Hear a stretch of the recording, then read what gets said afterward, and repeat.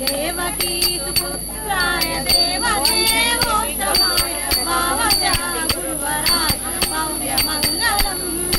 पुण्डरीकाक्षाय पूर्णचन्द्रवदनाय अन्नजावाहनाय अखिलमङ्गलम्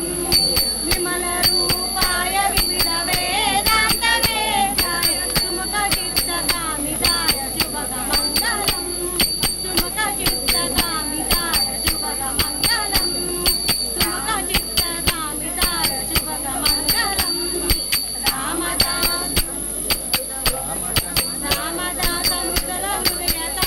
रामदासमुद्रहृदयतामरसनिवासाय स्वामी भद्रगिरिवराय सर्वमङ्गलम्